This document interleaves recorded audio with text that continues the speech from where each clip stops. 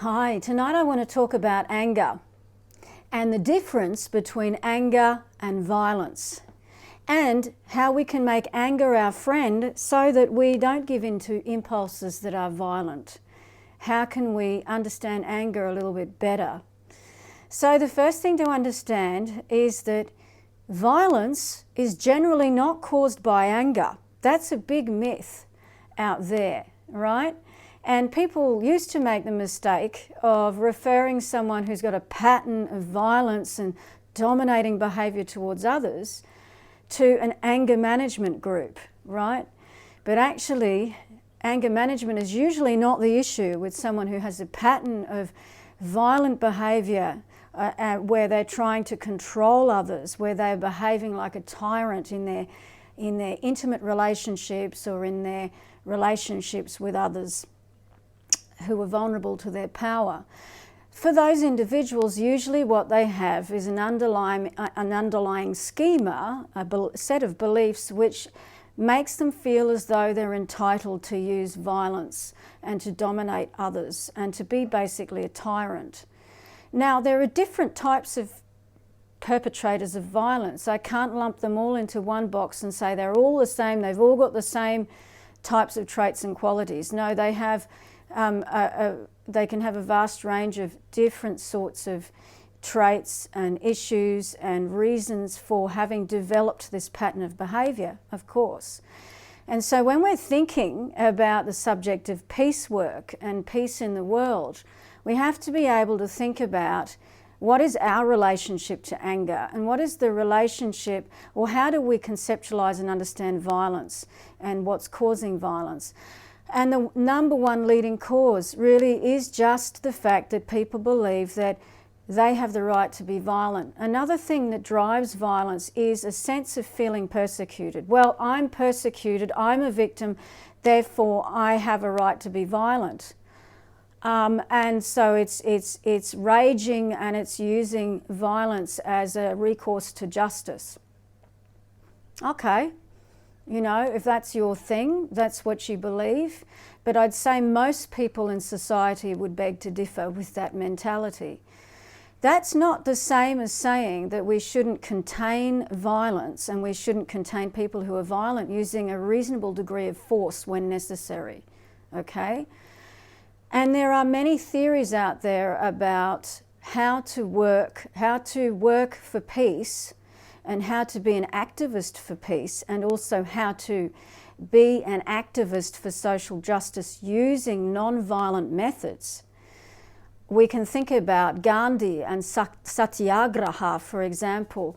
Those are some examples of ideologies and frameworks we can work with to think about, conceptualise peaceful, non-violent protest and activism, and we can train in that. It does take a lot of courage.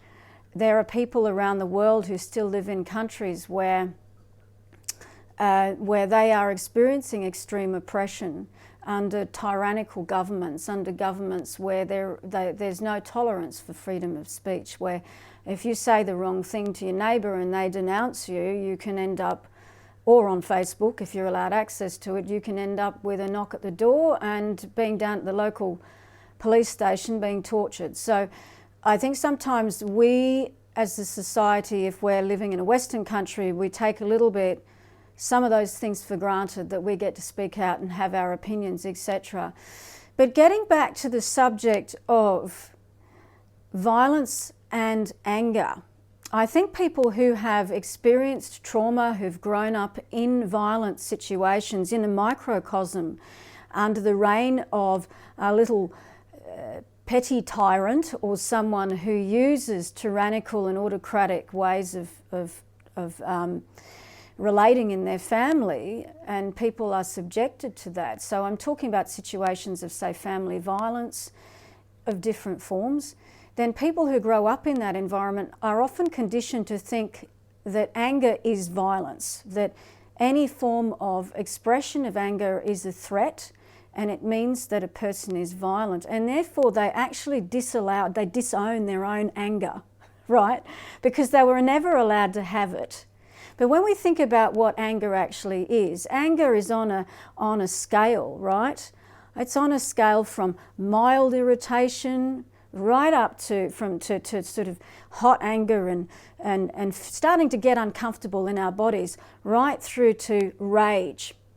When we get up to that level, there's something in psychology called arousal. And I'm not talking about sexual arousal here. I'm talking about the kind of arousal that happens in our bodies when we either get angry or we get excited or we have intense emotion. And whether it's excitement or it's a more negative feeling in our bodies, as our body becomes more and more aroused, excited with that emotion, it becomes more and more intolerable and we feel the need to act. And so if we allow that feeling of anger get to a point of rage, sometimes it can be almost impossible to hold back the impulse to do or say something violent, right? Which is why we want to try to work on de-escalation techniques even within ourselves so that we can disengage from situations if it's not a situation where actually we're really under threat and we really need to physically defend ourselves for our own survival. That's a whole other story, right?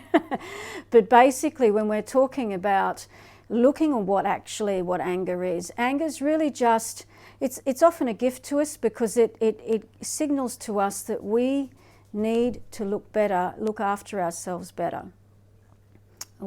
Someone is encroaching on our boundaries, we're experiencing some form of injustice, something's wrong. And it signals to us that maybe we can take a moment to process what's happening. And if we allow anger, and if we stop making anger bad or the enemy, if we stop judging ourselves for feeling anger, then we can actually allow it to pass through us.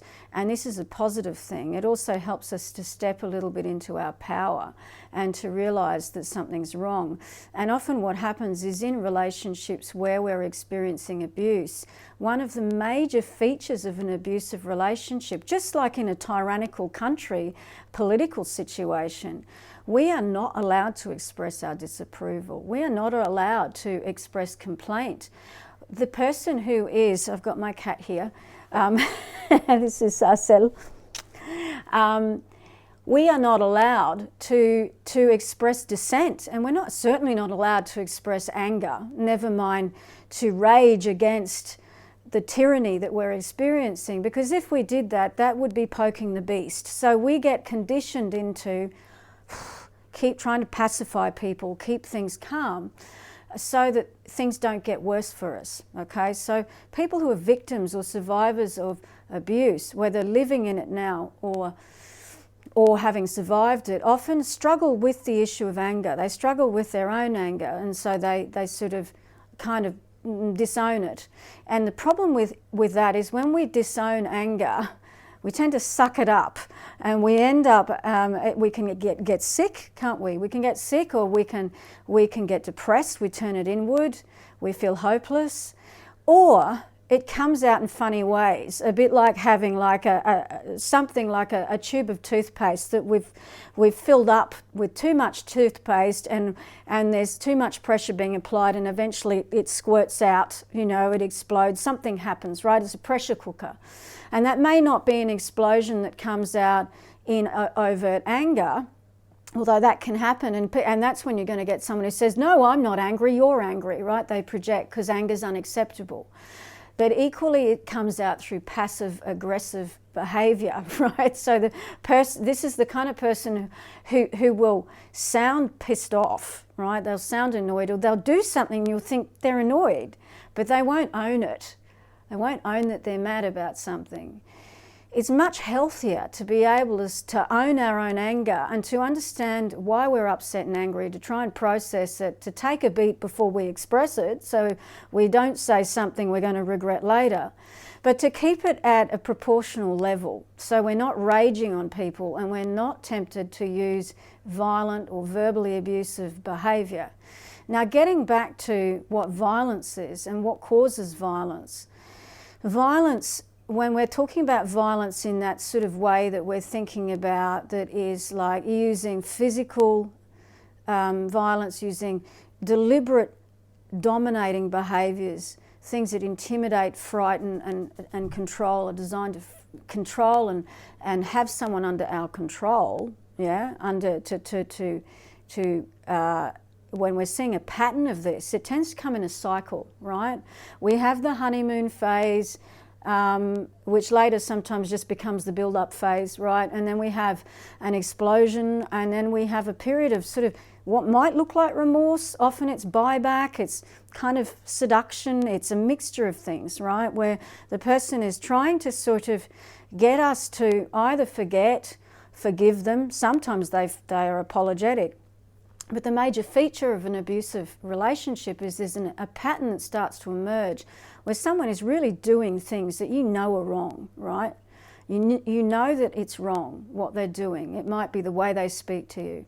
It might be the things that come out of their mouths, or it may be worse, much worse. It may be physical abuse. It may be some form of sexual abuse. But when it occurs afterwards, that person displaces responsibility, and the attitude that they display is one of, I have the right to do this on some level, or you made me do this, or it wouldn't have happened had you not done that or this, right? So there's some form of disownership of responsibility on the part of that person. And then both of you, or one of you, usually the perp at least, goes back into some form of denial. Either they want you to enter back in with them into this sort of Pollyanna world where it didn't really happen, or it wasn't that bad, or even make you forget it. And at that point too, they might gaslight you. They may have gaslighted you also during their little volcanic eruption, right, or whatever happened. And so then you go back into a phase of sort of denial and honeymoon, right? And sometimes, like in very toxic long-term relationships or very violent relationships, there isn't really even a honeymoon phase. There's just a phase where there's not really the violence, there's a bit of calm, and the victim is extremely relieved that nothing right now is happening.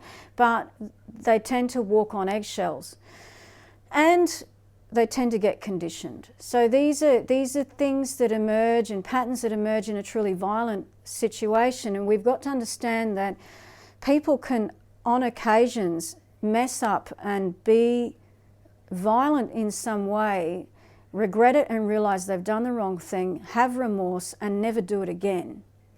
But that's unusual in intimate partner violence, because most of us know that hitting our partner or using insulting language, putting them down, or doing anything that is coercive or controlling, most of us know that's just that's not okay, because we're not deluded and we have some integrity. But people who commit acts of violence at the end of the day in a pattern sense, who are what we might refer to as people who use violence or people who perpetrate violence, are people who lack the integrity and the self-honesty to be able to admit to themselves that they've got a problem and that they really need to sort it out.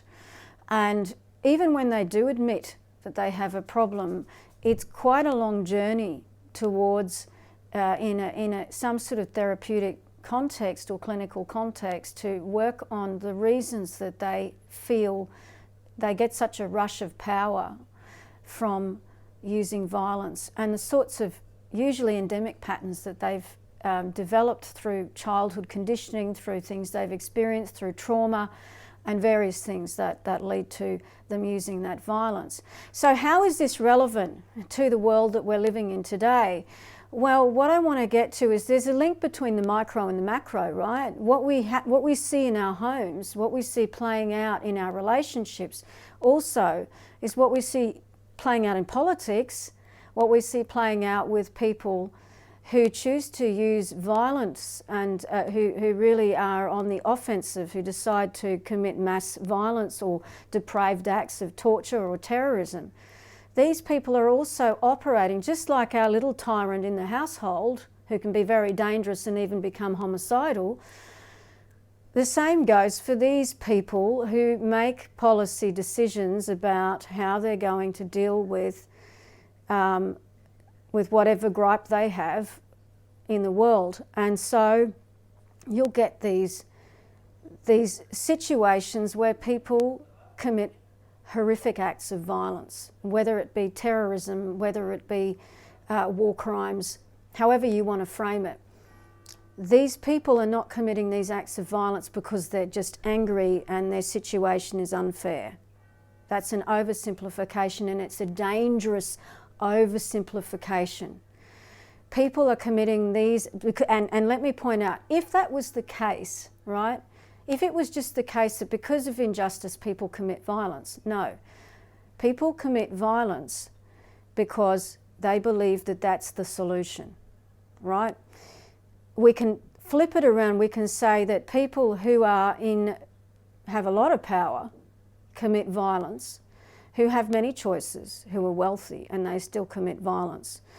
There are many people in the world who are terribly poor in terribly unfair circumstances who do not choose violence.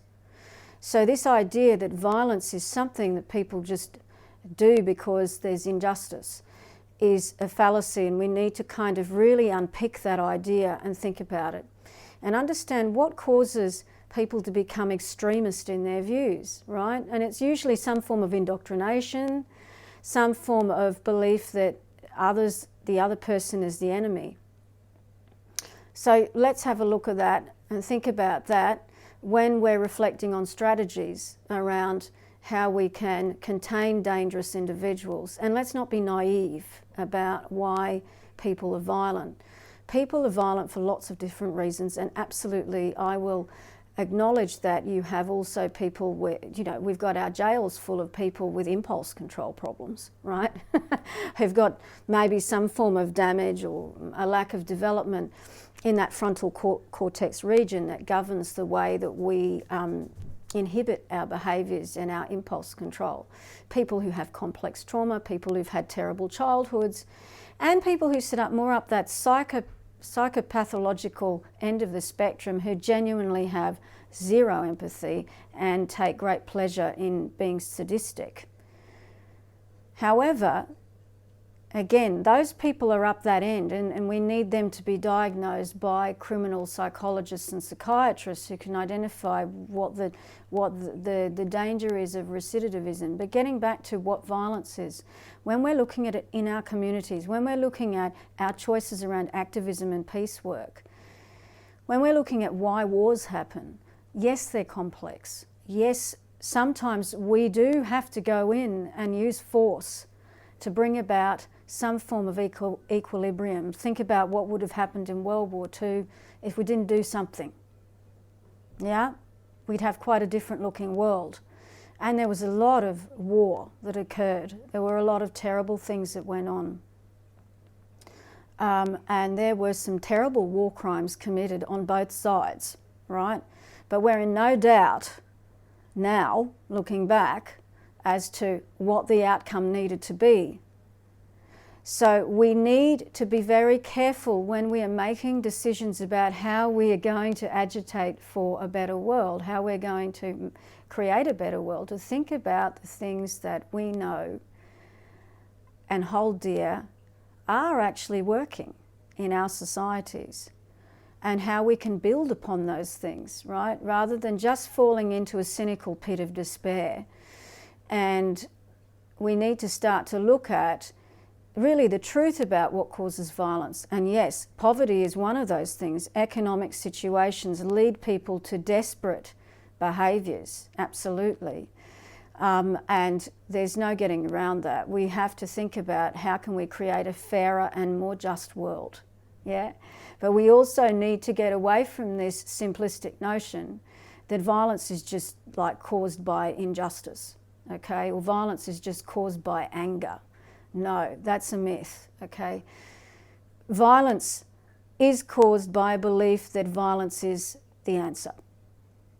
So let's be responsible in the kinds of ideas and messages we put out there, and not be apologists for any form of offensive, aggressive use of violence, right, to harm others and that causes harm to innocents, no matter who's perpetrating it and what country or culture they're coming from. We need to start to understand and recognise what it is, so that everyone in the world, we recognise that everyone, no matter where they live, has a right to live with respect for human rights, human dignity, and freedom of speech, and that we need to be getting away from any form of inciting hatred and inciting apologies for violence, basically, inciting any form of sort of colluding with any form of violence in leaning towards one cause or the other. Let's really work now towards ways that we can build peace, and ways we can broker peace, and ways we can show love and support to those who are struggling out there with the pain of their communities having suffered from violence and war, whichever side of the road, whichever country they're living in, right? That's my message. Getting back to the anger, there's some other techniques that we can think about to use that I'm going to talk about in future videos for how we can allow our own anger, how we can welcome it, process it, and say bye-bye, yeah? And liberate ourselves from it without just using up a whole heap of energy, wasted energy, denying it, pushing it down, pretending it's not there, and feeling bad for having it.